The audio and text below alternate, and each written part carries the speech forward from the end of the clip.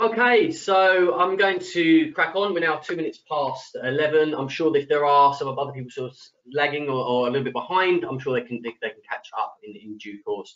So hello everyone, I'd like to thank you for joining us for this special partner-led webinar focusing on how to digitize your processes and workflows for the public sector. So to introduce myself to you, for those of you who haven't spoken with or met, I'm Anthony Roberts. I'm an accounts executive here within Bluebeam. I work day to day with businesses and organisations such as yourselves to help evaluate existing workflows and then look to advance those workflows and processes with Bluebeam Revu's best-in-class tools and features. So now I'll move on to the agenda and what we'll be covering off during the webinar today. A quick introduction into Bluebeam and our partner who will be leading today's webinar, and that's Nick from Real Data Systems, or you may know them as RDS. We're then going to have a look at some of those top features that really will help you to digitize your workflows and processes. We're going to complement this by actually jumping into the application itself to show you those key features in action. We're then going to hand back to the room for any questions that you may have, as I'm sure there may be a few.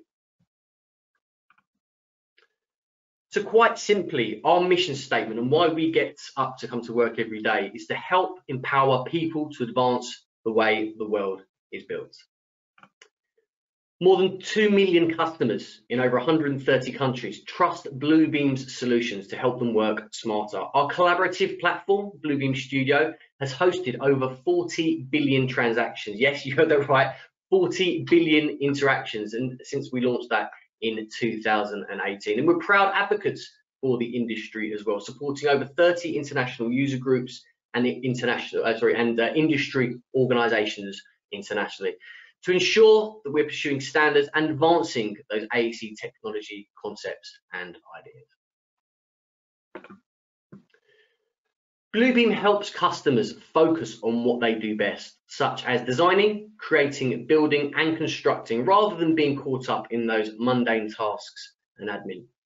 And our global services team, Bluebeam's global services team, actually surveyed around 5,700 users at individual companies.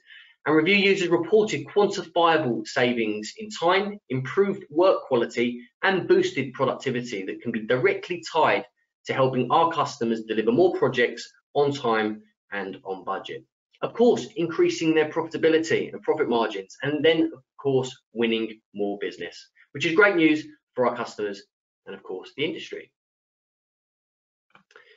So now I'm going to introduce you to our partner who will be running the rest of the webinar today and the product demonstration. That's Nick Erasmus. Nick is a technical director for Real Data Systems. Nick has been in the AEC industry now for over a decade. In 2018, Nick founded Real Data Systems, or RDS, and the company has become one of the most trusted Bluebeam partners throughout Africa, the Middle East, and Europe. RDS specializes in digital transformation, assisting not only public sector customers, but of course private sector customers as well, involved in the construction industry to take those next steps in construction process, automation, and digitalization. So thank you very much for your time, and I'll hand over to Nick.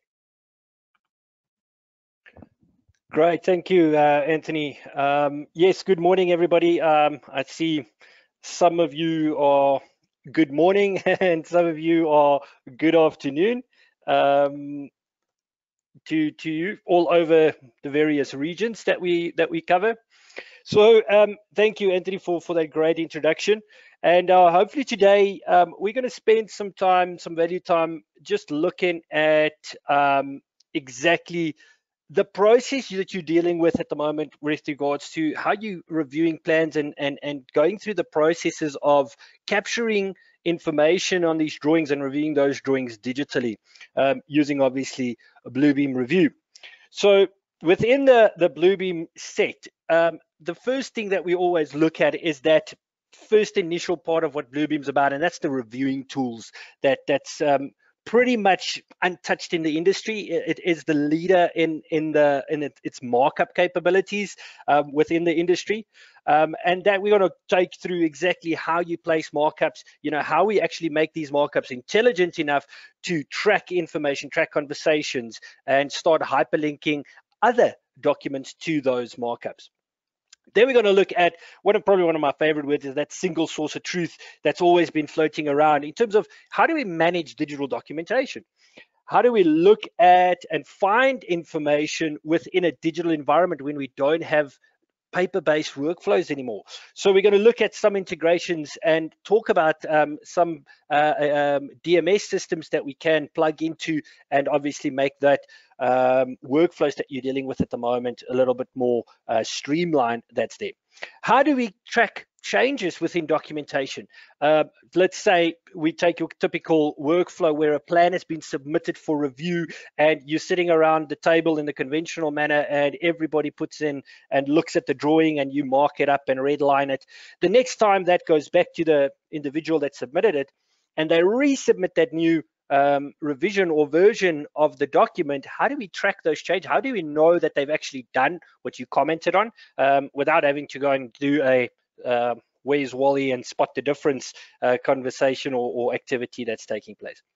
And then probably one of my favorite parts of Bluebeam is that digital dashboards that we can build to integrate into pretty much anything in terms of the DMS existing systems that you have. Again, just making sure you find the information really, really quickly. Then after that, we're going to look at how do we actually sign information, stamps, digital stamps. We still have the old rubber stamp running around the offices that we need to stamp on a paper base. But what happens if we don't have those hard copies? How do we stamp? How do we lock PDFs? And make sure that what information has been placed on there and when it's been approved or it complies to a certain standard, how do we make sure that that document then becomes secure and is actually then the contractual agreement that's been set out? So we're going to look at how we do that with regards to that stamping functionality, and then the hyperlinking. How do we match up information? How do we tie all that data, all the markup information to very quickly reference other documents, other standards across the board within the organization? So if you have a comment with relating to a specific clause within the building standards regulations, you can place that comment down or that markup down, and whoever else needs to access that information quickly can click on that markup that you've dropped, and it'll have that information regarding a specific clause or a part of the document building standards regulations to their fingertips. Again, batch linking. How do we navigate masses of information, masses of drawings? The industry back in the day, in some municipalities are still, you have to submit 3 or 2 sections, and in the old AutoCAD days and hand drawing days, doing a section through a staircase and things like that, you might have 2 sections. That's part of the submission set that you submit to council. The days of that, with the new software technologies, the design software has made it so easy to actually generate a lot more information that generally was done in the conventional or called drafting ways of doing it before the BIM technology took over. So there might be the drawing sets have gotten bigger, and how do we navigate those drawing sets very seamlessly and easily without having to print them obviously out and putting them in a hanger? So that's part of the batch link functionality. Now it's important to say these are extreme functionalities with the extreme version. So some of you might already be using Bluebeam, but there might be a real benefit to look at some of the functionality around these functions, which might make your lives a little bit easier with the extreme version. And then the batch slip sheeting function, or what we say slip sheeting, how do we track those previous versions and store those previous versions to keep it all neatly and nicely together so that we have a record of the whole journey of that document as you progress through the reviewing process and the comment process that you've placed on those drawings. And then lastly, we're going to look at the collaboration with Bluebeam Studios. Now, Bluebeam Studios has probably been a saving grace in a lot of our clients' lives over the last year, since pretty much a year ago, which is now in March 2020 when the big COVID came out, and people weren't able to get together in boardrooms anymore. And studios stepped up and Bluebeam Studio Sessions specifically, to really bring that collaborative environment to life with every single person, to make sure that they can still do their day-to-day activities and reviewing documentation, although they're not in the same room or even geographical location. And the seamless way and the ease of how this part and this feature of Bluebeam Web just made it so much value for the clients that is making use of this at the moment. So without any further ado, we're going to jump straight into Bluebeam, yeah? And I'm just going to close the presentation for now. Now, right off the bat, what I want to share with you with regards to the interface of Bluebeam, firstly, when we start, is how simple it can be set up. Very streamlined. We can customize it. Currently, I'm on actually a default profile, which is called Review Advanced. That's part of the actual standards that come with the software. Now, typically, it will have a lot of menus and things which you might not want to use. So Bluebeam's got the ability to actually set up custom profiles, either be it via department or even via reviewer. Whoever, however you want to structure it, we've set it up for a number of organizations already, you know, for whatever needs they have. In some cases, it's departmental. In some cases, it's discipline specific even. So I've created a profile here called public sector because I'm doing the broad spectrum around it, but nothing's stopping you. If you're in the fire department and you're doing fire reviews, you can have a fire review profile there. You know, depending on what compliances you're looking at, you know, it might be infrastructure related, water, sanitation. It doesn't matter. You can set up these profiles and have your tools associated to those profiles very easy. And the really nice thing about this is because it's organizational, you can set up one profile and share it with the whole organization, so everybody always uses the same markups and the same information all the time. So it's never ever going to be a try and decipher someone's handwriting again, in that sense. So I'm going to jump to the public sector profile like I've done there. You'll notice that my interface has changed a little bit. I've got a new bar at the top here. And then we'll talk a little bit around this. This is our DMS integration, where we can then plug this into the likes of SharePoint and other DMS systems to very quickly integrate into your current folder structures that you basically have very easily. Now, when we're looking at the file access, you don't really need to navigate outside of Bluebeam to really browse any of your information. You can literally come to your Explorer and you can choose to, in this case, browse my servers. So if I actually open up my server there, you'll see that there's information regarding that in my C drive. If I go to my D drive, you'll see there's a few other stuff that's basically in there. So you can navigate very quick and easily through Bluebeam without having to go to your Windows Explorer. Really handy. What I like to do is leave it on recent files, because then I can pin my current projects and information and things I'm busy with very quickly for quick navigation and quick ease to find that document. So if I open up my folder, you can see I can literally just right click on there and say open folder, and I can now go and open up my PDF document that's been submitted to me. Now, when we're talking about PDF documents, and let's say this has been submitted via in your guys' time organizations, it could be that it's through a web portal. At the moment, a lot of municipal entities basically have a portal where you, as a person that's submitting to an organization or to a council, can log on, register, log in, and then upload your documents for certain approvals. And via that system, permits and things like that gets issued. And some of our starter up municipalities, if I can put it like that, still use a USB drive. You still have to get in your car, you drive to the municipality, you go to the 3rd floor, you go and hand it in, you go up to the 6th floor, you pay, you come down with your a proof of payment, and they then take it further and it gets processed.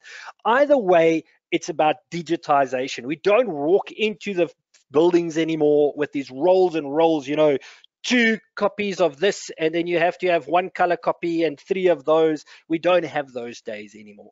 We want to have everything nicely set up within that PDF set. And we assist organizations like yourself to obviously strategize and build those requirements to receive documents to a certain standard. I was in a conversation with one of our clients from our Middle East operations last week, actually, where they mentioned, they cannot dictate, how these PDFs come in. And I said, but it actually you can, because you're the controlling body. If there's anybody that control how information comes through the gateway into you, then it's you that can say, look, we want vector-based PDFs because we want to have them live on our end. So really, really important to set up that strategy when you're moving over from paper to digital, to make sure that we get that standard through to all the people submitting those documents. So looking at this drawing, it's a PDF that was issued. The first thing we do, going through your processes, you receive these sets of drawings, and now let's say we need to review these documents, be it whatever department you are involved in. So the moment I open up this PDF, basically, the first thing you want to check is scale. Scale is very, very important when it comes to documentation. In this sense, again, we have criteria where we need to have a scale associated to the actual drawing that we've got there. So we need to make sure that this drawing is in fact 1:50. So really important is, if I click on scale, which is normally in the bottom right hand corner, you'll see there's a 1:50. I bring up a option where I can now calibrate the drawing via custom or a preset environment. So if I don't have a scale on this drawing, firstly, it's non-compliant because it's not adhering to the standards that was set out when you are submitting to council. So very important is, in most cases when we deal with these type of things, there should be a scale present on the drawing so you can identify what scale that is, and if it's going to be an A1 or an A0. But to make sure that that drawing is to scale, you can measure very, very quickly on the drawing using measure tools. Now I've just set up my toolbar at the top for quick access to literally go and measure the drawing very, very quickly. And you can see that this measurement is in fact 4986 that's coming through. So I know that this drawing is scaled correctly at 1:50 where it's submitted.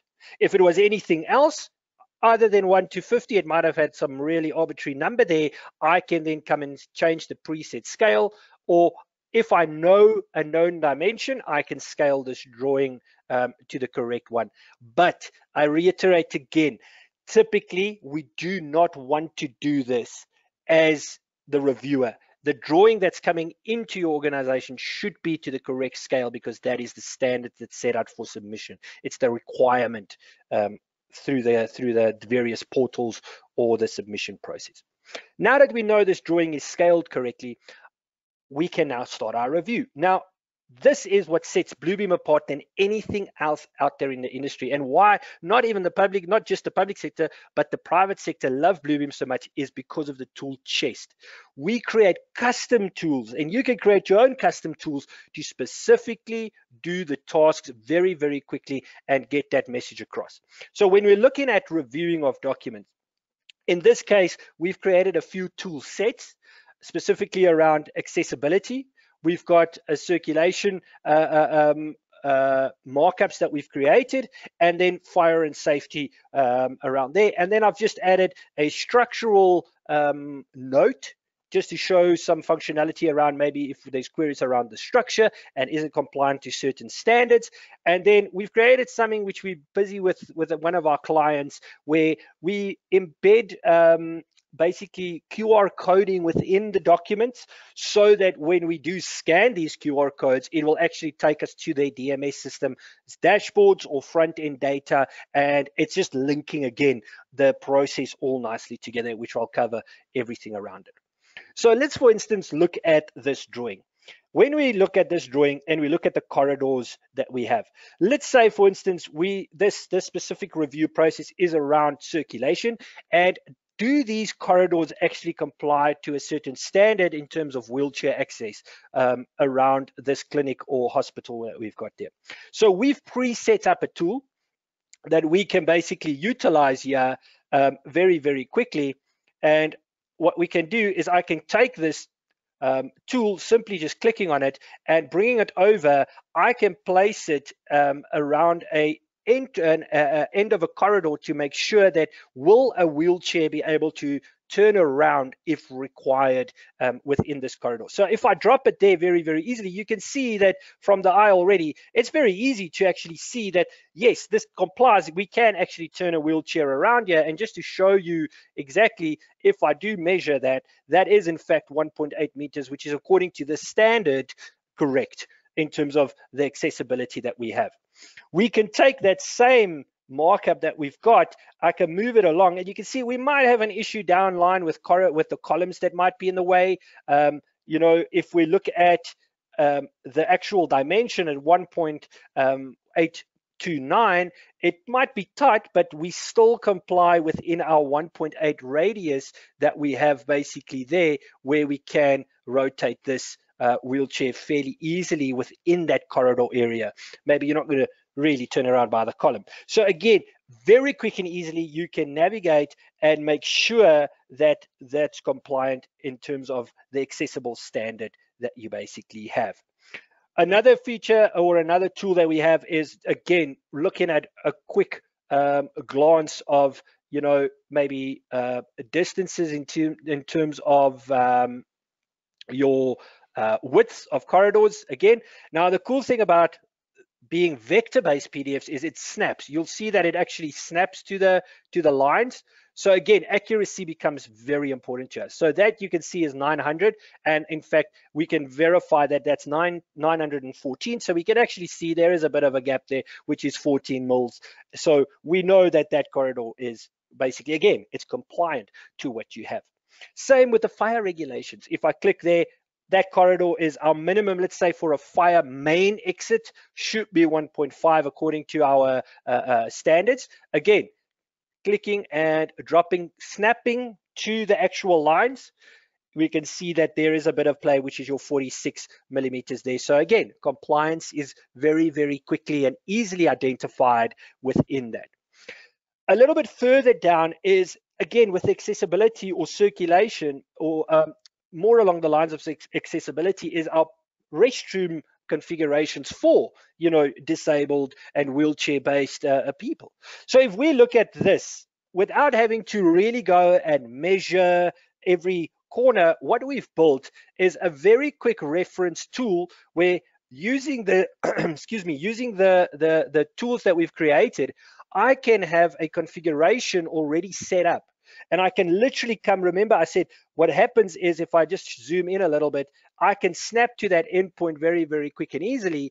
And you'll see that now I've overlaid my markup, which is according to the standards to comply to the drawing. And I can see we have a bit of a problem here because the length or the depth of this room might not be sufficiently set out, and it doesn't comply within the standard regulations of a disabled access bathroom for wheelchair access. So very quickly we can identify this is not up to code, and we can then say, all right, we need to have a look at that and communicate this back to them. So again, marking up is very, very easy to do. Now, aside from these great tools that we've created, we still have our ability to use our normal markup tools, which is simply our cloud tools. So you can still go and you can say, you know, please check door size. So you can have that markup functionality still within your documentation or within your tool sets to utilize just basic comments and things like that, call outs, and that's our Cloud Plus. Or we can just do a simple, you know, drag and drop there. Is this 1.8 meters? So you can see we can very, very quick and easily do a markup in any terms. We're using the conventional markup tools, but the real power sits within these tools that we create. That's basically there and set up. So further to these really nice tools that we have, you know, this is probably one of the one recently the team has built for a client of ours, is to make sure that the bathroom, a conventional cubicle bathroom, is actually set to a proper standard that's there. So really nice way of very quickly and easily referencing these using the markup functionalities. Now that we've marked up this drawing, that's great. We've picked up a few issues with regards to compliance. Now what happens is you can communicate this back to the individual or to the folder or the case that's been submitted, and you can communicate back that says either we're going to talk about stamps in a little bit, how it's compliant or non-compliant and things like that. But when we look at these comments that we've placed down, the real power behind it is, if we look at this non-compliant a disabled bathroom here, why is it not? You know, it's just our little markup currently that's showing that it's non-compliant. So for the ease of the person on the other end, or for us even to reference, I mean, building regulations across all of our regions, and in some places differ a lot in certain clauses because it's different regions. What happens in the Middle East versus what happens in Africa, what happens in our Ireland and UK areas, some things might differ, and how they enforce certain regulations. So when we look at this markup specifically, and I want to see what does this relate to, you'll see there's a little lightning bolt. Now, when I click on that little lightning bolt at the bottom, what it's going to do, it's actually going to open up, in this case, my Part M, which is my sanitary facilities for building other than dwellings. And you can see my wheelchair access diagram, which is according to the actual regulations. And I'm actually pulling this. If I show you here, this is reference to the actual Part M, and this is linked to actually the Irish Standard Building Regulations Part M. So that link dynamically takes us directly to that clause within the actual regulation that is there. So no guessing has to happen here. And when you're referencing it, you're actually referencing the latest document that is set out to public in accordance to regulation that's there. So we have a few of them set up. Again, if we look at our circulation around the wheelchair access, if I click on that, what's it going to do? It's going to take me to that clause within the actual document, and it's taking me to section 1.3. So again, linking that information becomes really, really quick and easy within the drawing itself. Same here. Our bathroom layout for that, is this compliant? Let's see, is it in regulation? This takes us to the UK regulations. Again, if I just show you the document, this is our Part M of the UK standards. So linking that data is power within that regulation, and that is something that's really, really powerful to use.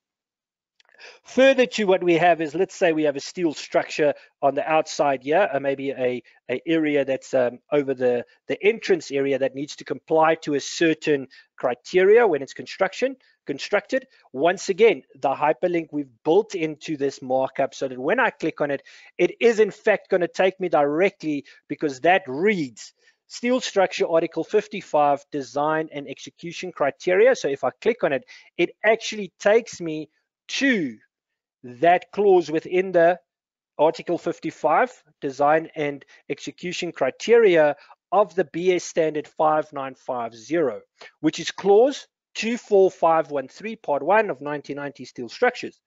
If I click on that, look again, it's literally going to take me to 2453, additional requirements for certain multi-story buildings. Local or national regulations may stipulate that the multi-story be designed to localize accidental damage. So you see, yeah, and this is actually taking you to the British standards, or to the BSI standard document set out again for steel structures to be used.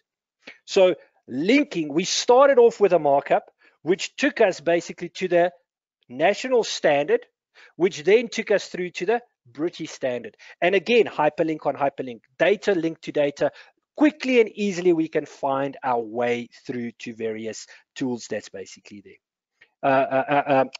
Documents that's linked to this process. So immensely powerful, just starting off with a markup and linking that information through. Another really nice feature that we have, or tool, is again for the fire team or the fire guys that here, is if you are measuring fire distances, I can measure using my tool here, and I can have a fire exit, let's say, path that's basically set up for me here. And we can customize the tools with a new feature that came in with the release of Revu 20, is that we can create our own custom line styles for measurement purposes. So that line actually carries a distance to it. We know, because it's calibrated, that that distance that I might have drawn there is at a certain length. Now, where do we see that? Now, every markup I place down on this drawing or comment that I make gets logged within what we call the markups list. And this is what I normally call the money shot, or the brains behind this, the markups that you do. The markups list is the database that drives all our communication. It keeps a record of exactly every markup that's been placed. So if we look at our circulation and our circle, you can see who's done it, at which date and time this markup has been done.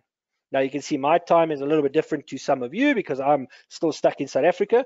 We cannot travel at this stage. So I am based here for the foreseeable future until the airports start opening up again and I can start traveling again. So the date and the time, the person who's made it, it can even be the department that's made that comment, is being tracked at all times. You can assign a status to this. Is it accepted? Is it rejected? Is it cancelled? Keeping track of those communications that there.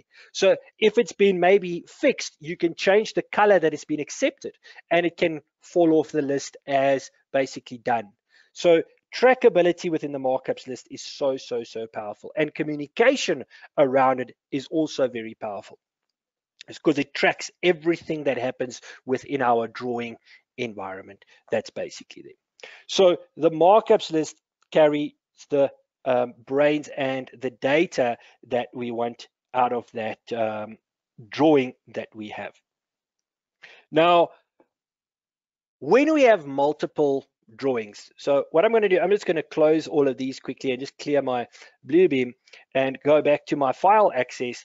So when we are busy with a drawing, for instance, and this is a conventional method of drawing, is you have your original drawing that's come in basically within the submission. And what we now need to do is there might be different departments commenting at different stages or different parts. We might not be sitting in the same room anymore and have that meeting once a week. All I need is access to one of these drawings and I can then mark up at my own leisure. We're not big advocates for duplicating of documentation because we're creating copies of the same document.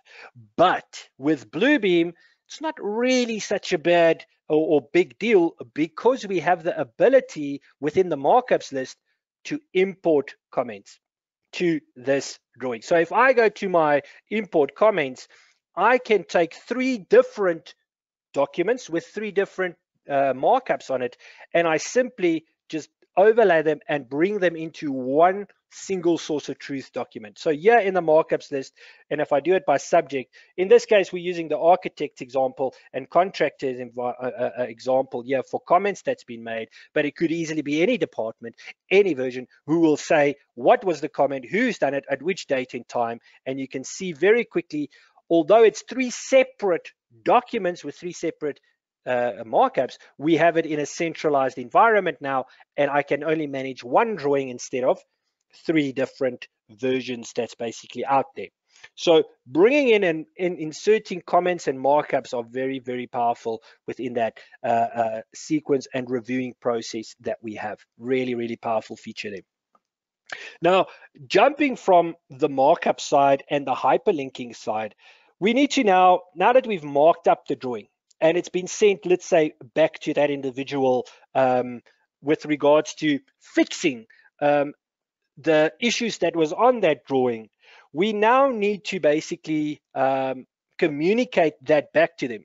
So again, if I just basically open up that master drawing again and import my comments, just to show you around the imports comments, what we can actually do when we're communicating these back to, let's say, a specific company or individual that submitted the plans, is I can generate a report very, very quickly, a PDF summary of this drawing that I've done with all the markup information associated to it.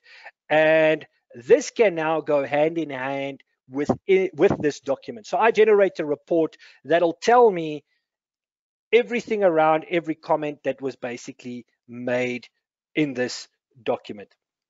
Now, the power behind these reports is if we go down to, let's say, information around this comment that we have here, where we need, specifications, or,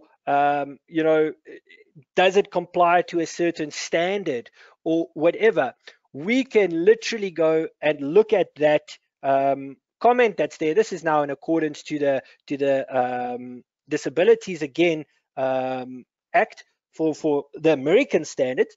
But if we go and we look at this specifically, and we look at that comment, when you look at just that small little image that is basically here, it's out of context. So with Bluebeam, because we have this report and it's intelligently linked, if I click on that, it's going to actually take me to the drawing where that was made.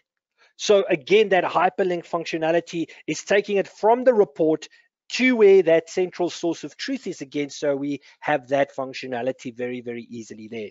And just to show you guys a little bit more around that, I have the ability to then switch off certain comment information around a drawing very, very easily by just using layers. So again, if there's a lot of comments and it's discipline orientated, you can switch off certain layers so that they're not visible. So again, navigating, another cool feature is the filter, which is the new filter feature in Bluebeam is amazing, because again, we can filter it by, let's say, in this case, I know this was set up by a date, for instance, so we can filter it in the past 2 days. There's not really much happening there.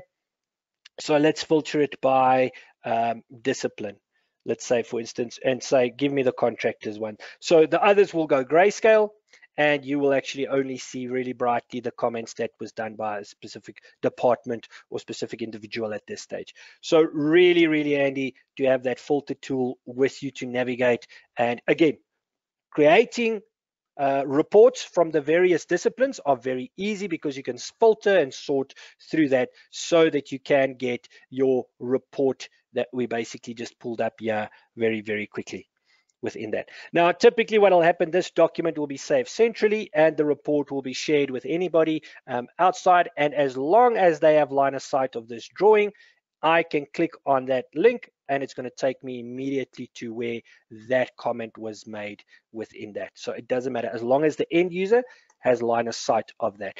Typically, workflow at the moment is everything gets sent together. So there's no need to really separate things at this stage, unless there's a centralized external database, which in some of our clients' cases, they are busy working on that. So really, really powerful against a reporting tool. Same with reporting if you are out in the field and you have to do, let's say, inspections and that type of thing, you can do that. So the next quick one we're going to run through is the document comparison. So now that we have a review that has taken place, we now need to track the changes that's basically come in. So typically what will happen is we have a drawing that's come in, and for all argument's sake, I'm just going to delete those markups. And we have maybe flagged an issue regarding a door that should be here. And we can say needs fire door because of the distance or whatever. This now gets communicated back to that individual. Now the process goes through its steps within your internal system. And what happens is we can now go and finally receive the actual new document that's come in. Now, when we have the old one versus the new one, are we sure they've actually done what they've said? Because it's not going to be you submit today and tomorrow it's back. It might be weeks, it might be a few months. So you won't remember exactly what you've done. Yes, you can come and look at what comments you had, but how do we compare the new one to the older one? And that is where the overlay of pages come in. Now, the old one, or the first submission that we have here, we can have, I'm just going to make it blue for better on the eye, and the new one will be green. So whatever's going to be new and added to the drawing is going to highlight green. So if I go OK, you will now clearly see very, very quickly that most of the drawing shows up, but the green, the darker green that we see here, they've added all these rooms actually, and they've included the door where we had it before. So from a very quick review process, we can see that the old blue lines are at the bottom there, or underneath it there. And if I just disable the line weight, you'll actually see it a little bit better, where the new door now shows from the new version that's in. But at the same time, they've added all these rooms. So now you got to review maybe some of the rooms that they've moved and things like that. So really quick way to see what has been done and what has changed between the two versions, and then the commenting or reviewing process can begin again. Another big feature around that is our, as I mentioned, the slip sheeting that we basically have, and that will be under the batch function, where we add in files to our drawing. So again, we have our original one versus the new one that comes into play. Now, what we typically do here is it'll match up the two drawings very, very quickly, and we're going to insert the revised or the new version before the current one, which was the old one, which is with this one. And at this stage, I'm going to stamp it automatically superseded. Now, the nice thing about these is if you have basically comments already on those drawings, which this is a really nice way to keep those comments moving forward and keep track and communication around them, you'll see that you can copy the markups over. So if I go OK on this, it's going to generate a report for me here, and it'll give me a summary of the two. So if I now go to the original file that was submitted, it's going to say that this has been superseded. And remember, these two markups were on there that we had. If I go to the new file, right, that information, I didn't tick that now, but what happens is this is the new drawing. There's the door gone, and there's the door showing. So you see, we've superseded automatically the previous version associated to this drawing.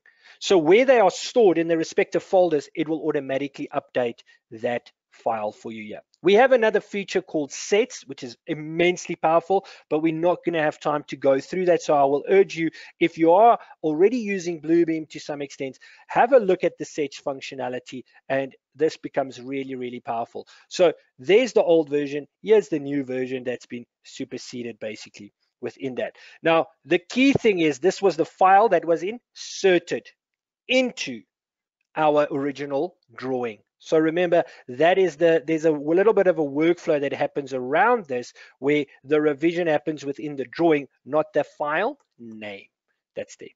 So the old one superseded, new one, and you can see that the comments have now carried over. And if I just flip between the two, you can very easily see. Another really nice feature is I can do a side-by-side comparison using my split screen, and I can have, the drawing on the one side and on the other side. And if I just switch on my synchronized pages, you will notice that now when I navigate and zoom into one area, there's the door from the new one, there's the door from there's no door for the old one.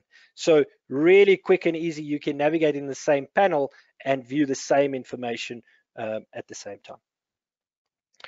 Then that is the comparing of documents that we have there and tracking those changes.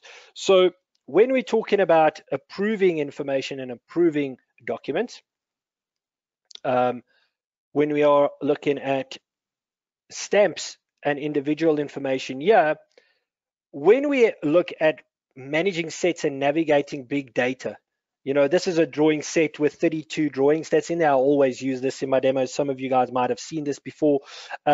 is, again, standardization around title blocks and things become important.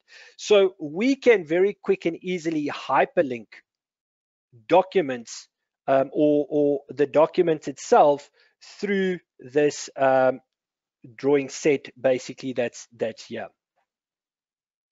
I just want to get the right one. That's that one. So I'm going to go and say I'm going to use the page region, and I'm going to just select the page region that I want. So I'm going to do it by drawing number, and I'm going to go OK. I'm going to generate it. So what this does for us, it's going to generate and look on each sheet. That's why standardization is so important. And some of our municipal clients have actually now stipulated that they use their title blocks, the municipal title blocks. It can still have branding on it for the clients and things like that, but it's an internal standard that is being applied so that it always has a consistency of where information is within that municipal region or county or whatever. So in this case, it's built 47 hyperlinks through our drawing set. So if we navigate to any drawing, you will see that everywhere this drawing has been now, the drawing number was identified for this section, I can click on it and it now hyperlinked that information through. So even if I navigate, we have a general note here where we see 12.1 will take us to the draw schedule, and we can navigate very, very quick and easily to other drawings. If we have a drawing register, which I will encourage all of you to actually request from the people submitting it in terms of the drawing, we can see what was not submitted and what was submitted. Because if it doesn't exist in this drawing, it is not going to be inside of the, or highlighted basically. So the wall sections in this case doesn't exist in this set, and you can then query and recommend or ask for that information to come through. Now, once this has been reviewed and you want to approve this, we have a tool called your the stamp or the sign and seal. So the stamp functionality is we can create a stamp, and this is being done via scripting. So we can create an intelligent stamp for you that can reflect pretty much any information. So if I go and place the stamp, it's going to say, is it compliant? Is it been approved with conditions? Is it non-compliant? Is it being reviewed or not reviewed yet? Things like that. So if it is compliant, we can click on it. If you have a certain database or some form of information system where you have project information or the document information or the submission number, we can extract that information the same manner with the JavaScript or with a script that can pull that information from the title block or from a certain field within the drawing itself. So it can auto-populate a lot of this information if their existence or if they exist within the document itself here. So I'm just putting in numbers quickly here just to show you. And if I do that, there's our stamp basically now that's been set there. And we can now stamp that. And if we want to apply that, a really nice feature that it has is applied to all pages at the bottom there. So by one click and saying that you want to stamp this across all 32 pages, it will now automatically take that stamp and it will apply that to all 32 pages very, very quickly. So you don't have to go to each one individually. Time saved. Really powerful there. Then the last thing we do before we archive or approve this is what we do, the sign and seals function. So when we sign and seal, I'm just going to say yes to save it. All right, we're going to choose our file. And for the sign and seal function is, in this case, we have a few fields that we can do a digital signature, a date, and the seal, which is actually the stamp. So again, we can customize, build these stamps however you want. In this case, I've got a few on top of one another there. So I'm going to just bring it down so you see. So this is actually my digital signature. So if I remove it, there it is. The second one is my compliant. So this is my approval stamp, and then I've got that's the basic date stamp that I've added to it, which is basically just month, date, and year. So I can now have these set up correctly, and I can now basically have the stamps set up. And the moment I go OK, I need to just quickly sign in here.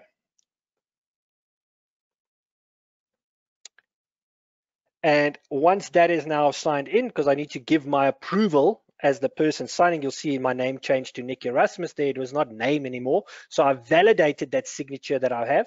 And if I now go, okay, it's going to run through all 32 drawings, and it will then apply our sign and our batch seal to the set of drawings, and we will then be able to save very, very much time in terms of approving it digitally. So if you have a stamp or a signature that's custom to the department or custom to that individual, you can very, very quickly and easily sign and seal and stamp it. I know one of the municipalities love this in terms of watermarking. So again, the watermark, all it is a stamp that's just been faded to the background, which will allow that information to be there.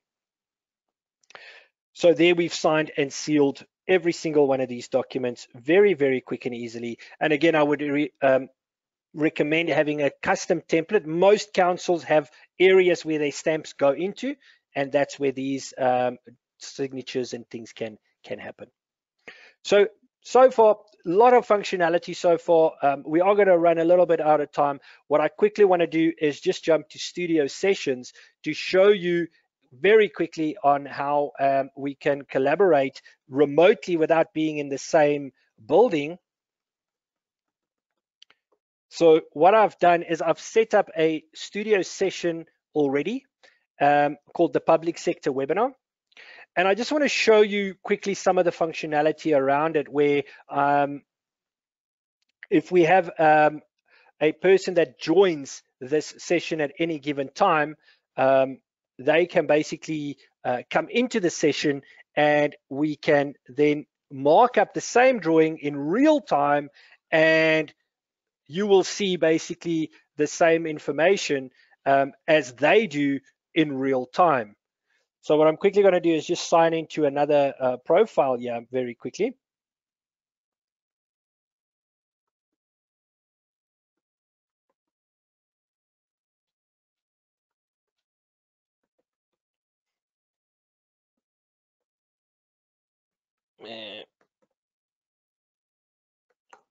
Nope. Typing too fast. There we go. Oh, there we go. We actually see Anthony has joined, so he makes my life a little bit easier. Grant, thanks, Anthony. So what we have here is a drawing that we both viewing at the same time. And while we're communicating, I can right-click here on Anthony's name, and I can say follow attendee. And as Anthony's discussing and moving around and marking up, I am seeing Anthony's markup in real time. Now, I have to say this. Anthony is currently sitting in the United Kingdom. He's in the UK, and I'm sitting in Pretoria in South Africa. And you can see how quickly we are actually communicating over a vast distance instantaneously around this specific topic or environment. So we don't necessarily need to be in the same area. And just to show you under the markups list, there you can see Anthony is in real time placing down the markup information and information around that. Now, at the same time, what I can do here is I can basically put my own comments down, let's say for that area there. And remember that I can add pretty much, I can add documents or even images to any of these drawings very, very quickly, so that when you look at these images, they will be part of the actual drawing. So if you are doing certain reviews, and again, remember those standards, we can attach those standards to any of these markups and images within the drawing in real time. This is happening in real time in front of your eyes that you there. But I see we're going to definitely run out of time. There's a lot more information or features that we would love to share with you. So what I'm going to do is I'll give you, and obviously Anthony's information, and when you are ready or you want to take this conversation a little bit further, you can get in contact with us, and we can either set up a custom demo for you just to focus a little bit more in depth on some of your workflows and discuss your current workflows, because some people in our session is dealing with different departments. You might be involved within the inspection side, the site inspections, or you might be directly involved within the review process, or just capturing information. So we can definitely do that. Then here's a really nice opportunity. If you are currently using Bluebeam and you're busy with your maturity or maturing through the process of digital construction, from a Bluebeam point of view, we want to hear from you. We want to use you as a case study, showcase what you guys are doing. And if you are interested, you can email partnermarketing@bluebeam.com, and we can then have a discussion around exactly and take your success and make it known to everybody out there and tell your story around it. As you can see at the bottom, we've had 2 municipalities from the USA that's already done quite well, and so much benefit within that process that we have. This is a little bit of my information. So if you want, again, to have this conversation a little bit more in depth, please make contact with any one of our offices throughout Ireland and the UK, our Middle East office or the African office, which services pretty much Africa, our same Middle East office, our Dubai office services the Middle East, and our Ireland office actually services the UK and the rest of Europe, Asia as well. So please take those information, and then we can move it from there. Anthony, I'm going to hand it over to you to take it from here and just close everyone out. Yeah, fantastic stuff. Thank you so much, Nick. That was fantastic, extremely relevant, I think, to the audience we currently have today. There were a couple of questions I think we could probably field. I know that we've got a couple of minutes left. Cool. One of the questions was, can you access a Bluebeam review file shared with you if you don't have a license? So maybe one for you Nick, there. Yes, definitely. That's the thing about studio sessions, and what I love about, obviously, Anthony, you guys at Bluebeam, how you think out of the box in terms of limiting people to share information is so putting it is so yesteryear. You don't necessarily need to have a full license of Bluebeam, as long as the person hosting that session has a full license. They can be invited into that session, and at the same time, you capture all their feedback and information in there. So it's very, in terms of putting it into practice, when, let's say, our town planner has a meeting with one of the architects, that architect on the other end necessarily doesn't need to have a full license of Bluebeam, although obviously from our end we want him to have, but not necessarily doesn't need to give you the information you need to make your life easier. So yeah, you don't need to have a full license of Bluebeam to be part of a studio session. No, and I think also to expand on that as well, I mean, with PDF being an ISO standard, you don't even have to own Revu to open a file that's been created on Revu. I mean, you can even have an additional application such as an Adobe or Foxit or whatever. So you don't even have to physically own Revu. So don't worry about your project partners not actually physically owning the solution itself. Another quick question is, this is certainly relevant to the batch linking that you were talking about earlier. Is batch linking available in all editions of Revu?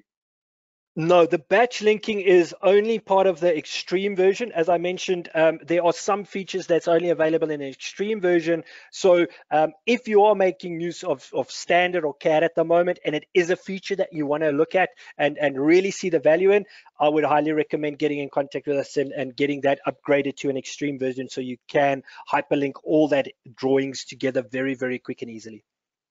Fantastic. Well, I mean, I'm going to call it there. I mean, we've got a couple of other questions that we can get back to, but what we'll do is we'll respond to those via email. I'll get Nick to reach out to you guys directly of any questions you might have as well.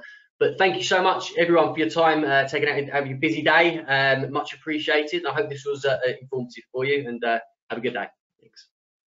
Thank you, everybody. Have a good day further.